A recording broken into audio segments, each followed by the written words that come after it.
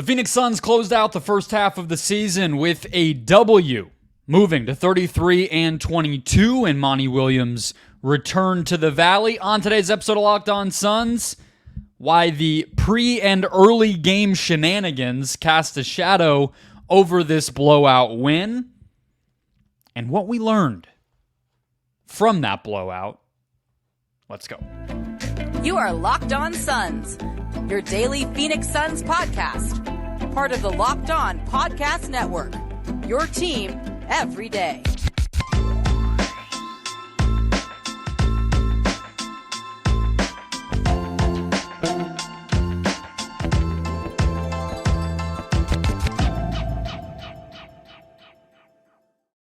And we're back. This is Locked On Phoenix Suns. We are part of the Locked On Podcast Network. I'm your host, Brendon Kleen, a credentialed media member covering the Suns for the past 7 seasons, a writer at Suns.com, and the host of the Just Basketball Show wherever you get your podcasts. A big thank you for making Locked On Suns your first listen to close out your Wednesday, maybe start out your Thursday, wherever you are, whenever you are. Thank you for finding us here today. We are free and available everywhere, including YouTube. If you have not done so already, please hit that follow or subscribe button on your podcast platform of choice. Get a new show in your feed every single day.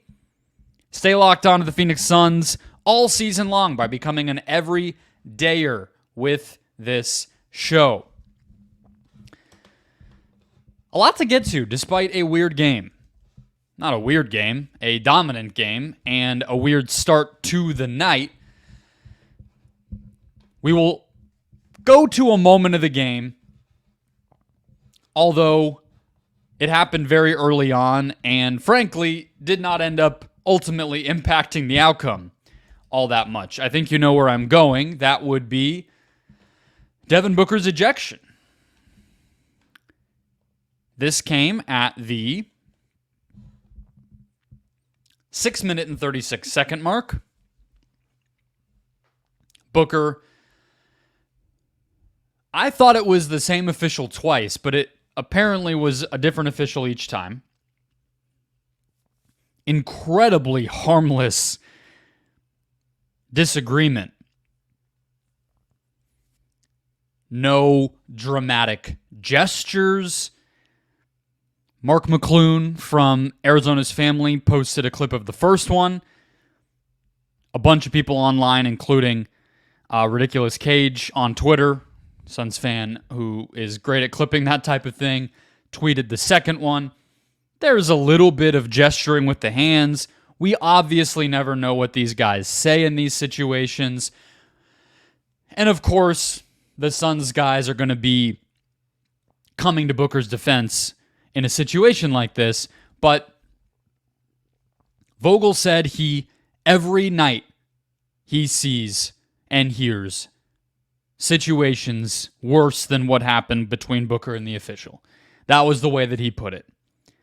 Durant had a more insightful answer, I guess, at least for us to understand what exactly happened, given that none of us were on the court, which is that because of the incident pregame, which included an inactive, injured Pistons player, Isaiah Stewart, punching Drew Eubanks in the hallway headed toward the locker rooms, which I will get to in just one moment, that Durant said he could feel that the refs were trying to keep tensions at a minimum and might have overdone that, which led to Booker's frustration about how the game was being officiated. And from that point, that the energy that the officials were trying to set is what made Booker mad, and it's also what ended up making the officials then send him on his merry way. It changed the energy of the game. Obviously, it's a frustrating one. I'm not positive about the ramifications when it comes to awards, given that the NBA now has the 65-game threshold in order to qualify for All-NBA. I don't know I don't know if playing 5 minutes and getting ejected counts as a game or not. There's certain things about minutes requirements, but to me, that's more of a, you don't want guys doing what Mikal Bridges did a few weeks back of checking in just to get the streak in his case, or in somebody like Book's case, maybe just to say I appeared in the game to qualify me for this award. I don't know if ejection matters. Obviously, the Suns ended up winning this one in blowout fashion anyway, but this was the moment of the game because it's what everybody is going to be talking about. It was the most shocking thing that happened in this game, and it had the potential to derail things. I mean, the Suns were only up 14-10 when this all happened. Cade Cunningham makes both technical free throws, which makes it all 3 technical free throws, which he actually took 4 in a row because Nurkic had a 3-second call. He missed that one. Book has the 2, and then Vogel has 1, and he makes those 3, which quickly made the game 13-14. And then Cade made a jumper right after that when they got the ball back to put the Pistons up. So the game was very much within reach still for Detroit, and the Suns were able to rally, and Vogel said it sort of lit a fire under them.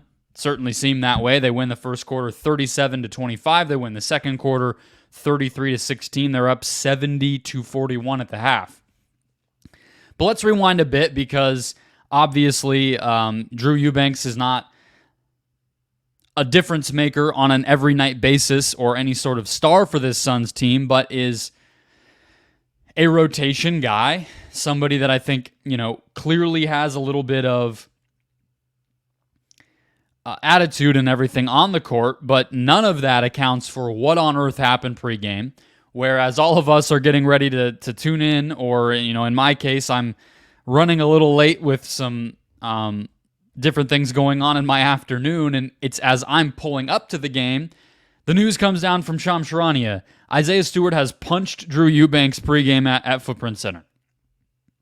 And it's not even the names you would have expected, not anything about that situation was predictable, and yet it happened. And not only did it happen, but Eubanks was so confident that Stewart was the one out of line that he spoke pregame during the open locker room portion of the evening. He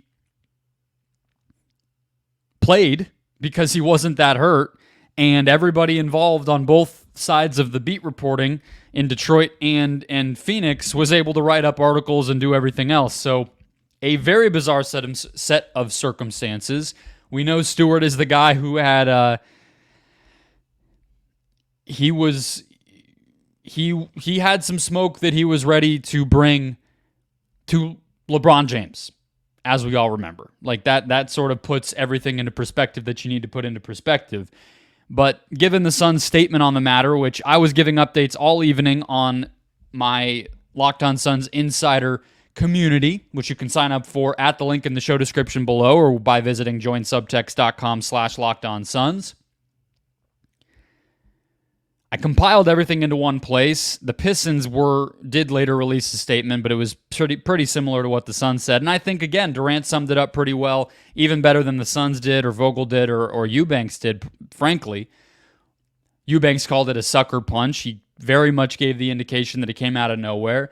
And Durant said, hey, this is, theoretically, we're all supposed to be part of the same thing. We compete against one another, but to strike each other, be violent, do any sort of stuff like that, especially off the court, which almost makes it worse because there's no competitive juices flowing, is just out of line. So I don't know what was up with Stewart. I don't know why Suns centers keep getting punched by dudes. Very weird thing, but it didn't affect the game because Stewart didn't even play. He's been injured. Eubanks was able to put it behind him. He didn't play a ton either, and this game just wasn't close because the Pistons are pretty bad. But that was a heck of a way to go from about 6 p.m. Arizona time to about 7:30 between a punch and then a very sudden ejection. Led to a very strange night here in Phoenix. But a win is a win, and it was Monty Williams' return to the Valley.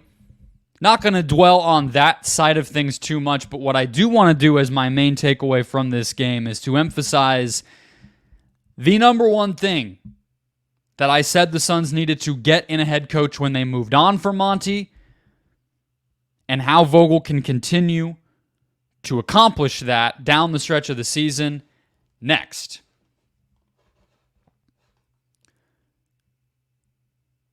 First, today's show brought to you by Robinhood. That's right. Did you know that even if you have a 401k for retirement, you can still also have an IRA on top of that? A lot of people might not. Robinhood has the only IRA that gives you a 3% boost on every dollar you contribute when you subscribe to Robinhood Gold. So on top of whatever you're saving for retirement, Robinhood's IRA is there for you. But get this, now through April 30th, Robinhood is even boosting every single dollar you transfer in from other retirements accounts with a 3% match. That's right, no cap on that 3% match. Robinhood Gold gets you the most for your retirement thanks to their IRA with that 3% match. Again, this offer only good through April 30th, so get started now at robinhood.com/boost, BOOST. Subscription fees apply. And now for some legal info. Claim as of Q1 2024, validated by Radius Global Market Research.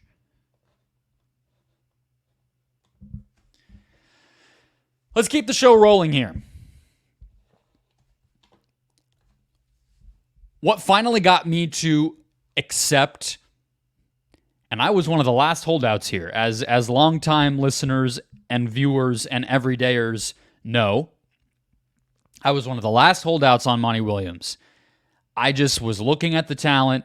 I was looking at the depth. I was looking at the Durant injury that derailed the season last year.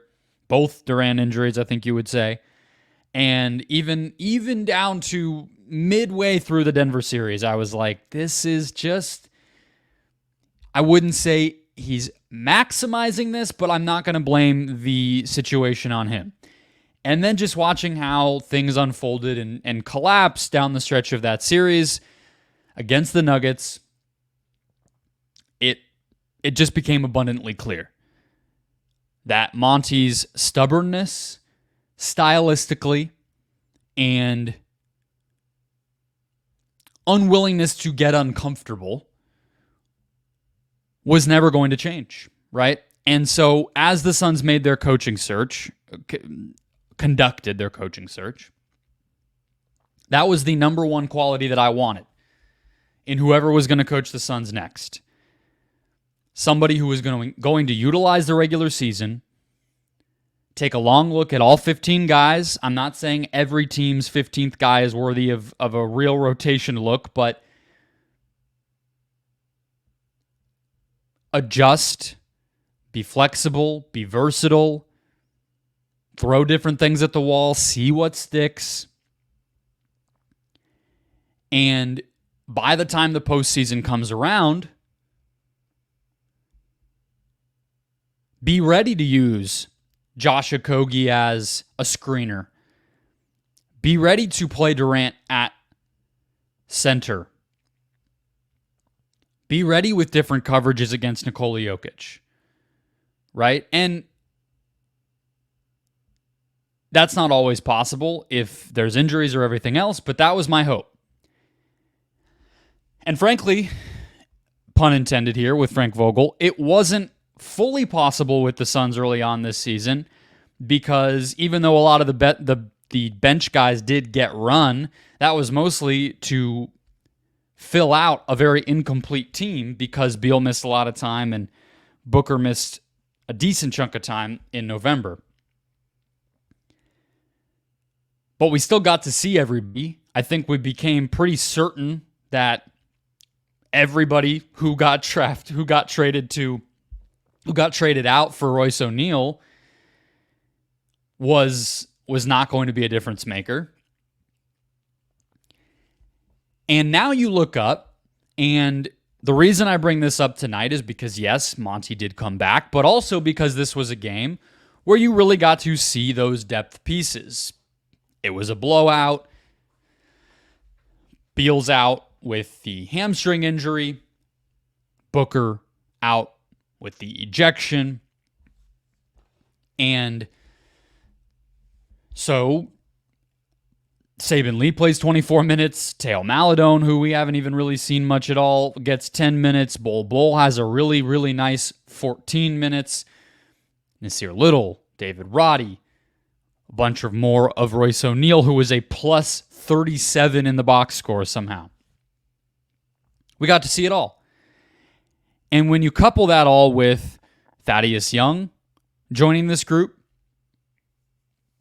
and the potential with Dwayne Rankin of the Arizona Republic reporting today that the Suns are interested in Danilo Gallinari.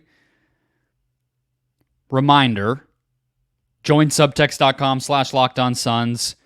Click the link in the show description below. Join the Locked On Suns insider community. Until the buyout deadline, I will have everything you need to know about who the Suns are pursuing. I give you exclusive game day content and observations and more, like with the Eubanks stuff. So sign up there, become part of that community, get my thoughts on everything about the Suns. I don't go on Twitter a ton anymore during games, really much at all, to share my thoughts. I'm putting it all there. So that's where you're going to want to go. But as all that unfolds, Frank Vogel is going to be tested. It made his job simultaneously easier and harder, what the Suns were able to do at the deadline and what they've already done with the buyout market with Young and potentially could continue to do. Because easier, right? He has veterans now in place of some of these young role players. He has just flat out more options. But harder because what this is setting the stage for is, and you're already seeing it, is for every series, but potentially at times even every game in the postseason, calling for a different mix, right? Like, call it the Bol test, call it the Yusuf Nurkic test. When you're watching, when you're looking at a matchup, when you're staring down a game, can either of those guys play, right? Royce O'Neal can play against any team. The Suns' big three can play against any team. Gordon and Allen, they're going to be out there every night. But beyond that, I am only to 6 guys. Take Nurkic out of it because he can't play against everybody. I don't think Thaddeus Young is going to be able to play against everybody. If he has to do a lot defensively, if it's playing a big team, I don't think he'll be able to get the job done. There will be games where Josh Okogie is too limited offensively and can't be out there. Eubanks, another size question, right? So big versus small. Are you facing an offensively dominant opponent or one whose defense might be their strength? We might see an 8-man rotation in one series from the Suns, and those 7th and 8th guys might be completely different in the next series. We might see some series where Okogie just has to start. Even offensive issues be damned. All the stats that show you that he's been a drain on the big three's efficiency. Screw that. Maybe he just has to start. Maybe there will be series where Grayson Allen is a flamethrower and he's in the starting lineup playing 35-plus minutes because he's just on a roll. I could see series where Grayson Allen might really struggle defensively. I know I just included him in the 6 locks. He's going to play, but pushing the right buttons and turning the right lever or pulling the right levers is going to be vital. And it's why they brought Frank Vogel in.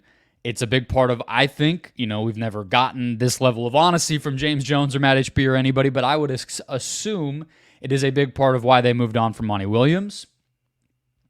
It's honestly a big part of why they made the Ayton trade, because it's one thing to say Nurkic might not be a fit in every series. It's a lot easier to accept that and minimize him when, one, his attitude is a lot different, but two, because he's only making $18 million, 16, whatever it is, right? So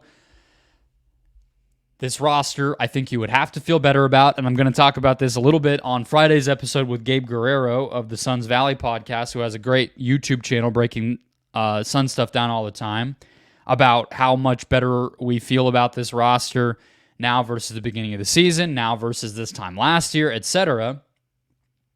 I think you have to feel more positive. It's just a matter of how much and specifically what's good and bad here. And you, I think, have to feel optimistic that Vogel can be the coach to be more experimental because he was in LA and has been throughout his career, at least willing to attempt things and adjust on the fly. But you're looking, and it's 27 regular season games left to do that. And then it's off to the races in the playoffs where it's minute to minute. And it's not an easy task.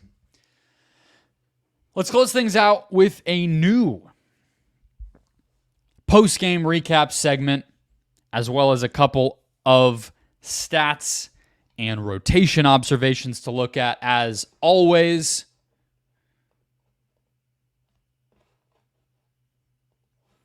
First, today's show brought to you by Hungry Root.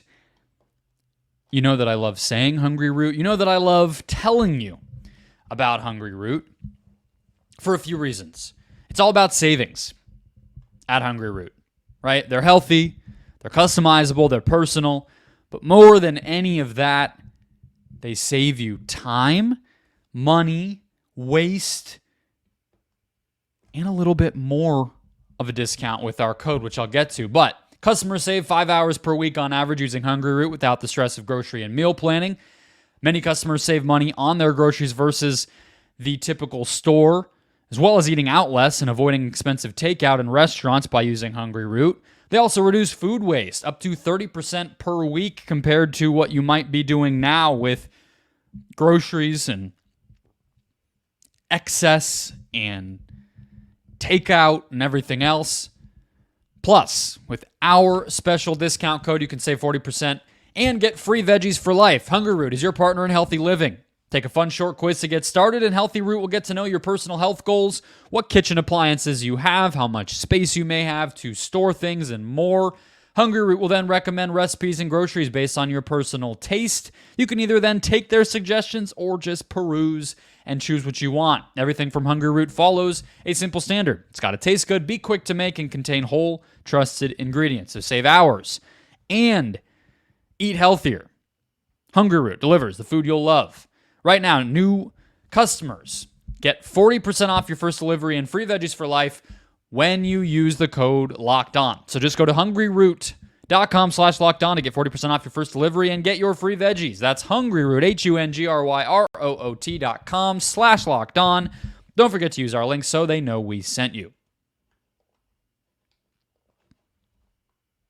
Let's close out the show. Just a few things to get to, starting with the new segment that I'm going to be going to frequently down the stretch of the season, and that is called NBA Scoreboard Watch. No, let's call it Western Conference Scoreboard Watch.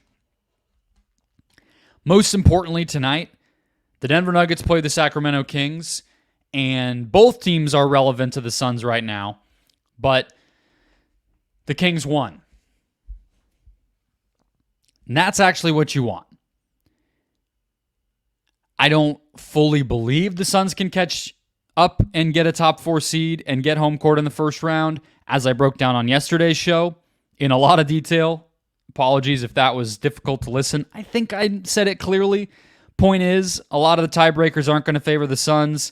A lot of the tiebreakers are going to mean that the Suns just have a ceiling on how high they can get if they were to tie, and they're unlikely to really blow past any of those teams, so it will be a steep climb. But Denver losing is a great first step. So, as of right now, the Suns are now 3 games back in the loss column heading into the final stretch of the season. Both teams have played 55 games. So, the Suns have 27 games to move up to gain 3 on Denver. They also play Denver, I believe, one more time. Yes, twice, sorry. Tuesday, March 5th, and Wednesday, March 27th, both on the road in Denver, both nationally televised games. If they were to win both of those, you really start to cook. So that is doable, and this game was a big one because Denver had the rest advantage. Sacramento is inconsistent and had been in a little bit of a down spell, and yet the Kings were able to win. The other one tonight was Clippers-Warriors, which I literally drove all the way home post-game, changed my clothes, did whatever, and was still able to catch the end of right before I hit record here. The Clippers stormed back 44 points in the fourth quarter to win that game. That is not what you want if you're the Suns, because division doesn't do you a ton of good, obviously, to guarantee you a seed, but again, even just to tie the Clippers, the Suns aren't going to have a head-to-head advantage and everything else. So they're in the Suns division. I can't talk myself into the Suns probably catching them. Nevertheless, that was one they could have coughed up, and they did not. So the Clippers are 5 games. 4. Well, they haven't played the same amount of games. They've played 2 fewer games than the Suns. So that could be a good or a bad. I tend to just think that that is a juggernaut, and I'm not expecting the Suns to pass them. Nevertheless, still sucks to see them get a comeback win when they could have dropped one. So that's Western Conference Scoreboard Watch. Maybe we'll get a sponsor there. No, we will not. Box score oddity. And I could not remember that phrase yesterday. I really do get delirious on those late night shows. When there's an 8 o'clock tip, you should just expect that you are going to get me brain fried. I drink as much caffeine as I possibly can. I try to, space out how I'm doing my day. It doesn't matter. But box score oddity is what it is called, and we will do it here tonight.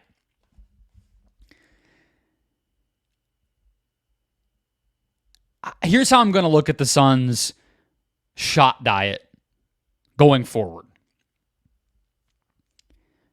They are a more versatile scoring team than they have been in the past. So on Tuesday night, I asked Devin Booker, is there a little bit more of a security that you feel or a confidence boost you can get knowing that this roster is able to get to the free throw line much more than previous iterations of this Suns team were?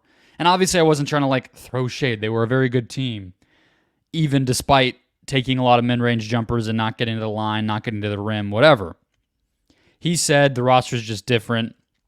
There's different positives and negatives on both sides. Okay. I asked Frank Vogel today about the threes.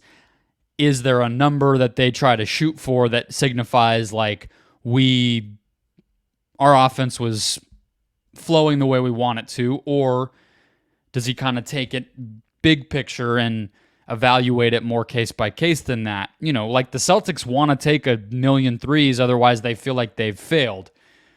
They'll pass up other types of shots to get threes because that's what they want to do, right? I was basically getting at that type of a thing. Do the Suns look at it that way? And he said tonight, and last night they took the same amount, which I believe they took the same amount, which was 31. He basically said, as long as you're getting other good types of shots, it doesn't always need to be threes. And that's another difference between this year's team and past ones for this Suns organization is it's not just about any one spot on the court anymore. In the past, the Suns didn't take a lot of threes, rim shots, or free throws, and that just stacked up against them. At the end of the day, it's a big part of why they had to make a big deal and make a move and change what the roster was.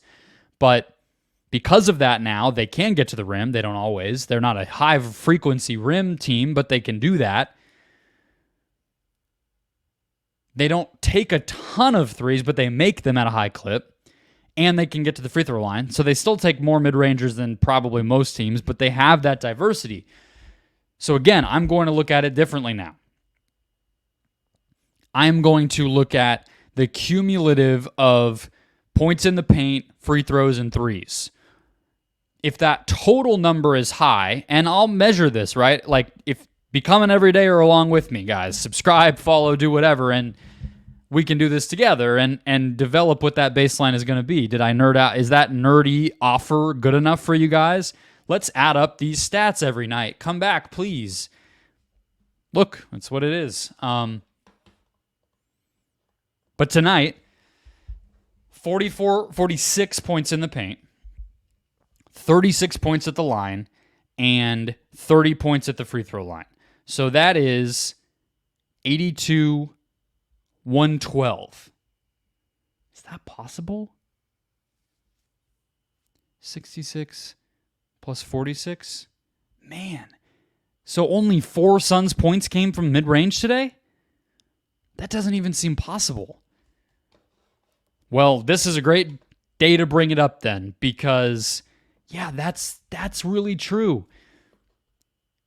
Durant made a free throw line jumper and an 18-foot jumper on the left baseline. Those 2 middies by KD were the only mid-range points the Suns got tonight. That's crazy. Okay, well, it's not going to be 112 every night, but that's going to be the recipe going forward. That is going to be what we calculate to determine, did the Suns have an effective offensive night? A lot of assists will tend to flow into that. Transition points often are paint points. All that stuff matters, but that's going to be the addition. Free throws, points in the paint, and threes. Can that number be, it's not going to be 112, but can it be high? Can it be 75+% of what the Suns are doing? And I think that will be a good indicator. So that'll wrap us up as we calculate that out. And I just gasp into the microphone a bunch of times at that number. Enjoy the All-Star break. But I have one more show for you this week before we get there. Gabe Guerrero of the Suns Valley Pod and that YouTube channel, which is great, will be joining me to talk Royce O'Neal, Thad Young, better or worse vibes this year than this time last year, and more. So hit follow or subscribe wherever you're finding the show to get that one to close out the week, and much more as we go. Don't forget to follow the Locked On Suns Insider alerts. Join the Locked On Suns Insider community by visiting the link in the show description or typing into your browser, joinsubtext.com/LockedOnSuns. Support the show. Be in the know about the Suns all the time with that community as we grow it. We'll do giveaways and Q&As and bonus shows and bonus content and more as we get that count up for all of you. News, all of it, straight to your phone. Another show to come in the feed before the end of the week. Great stuff. I'll talk to you then.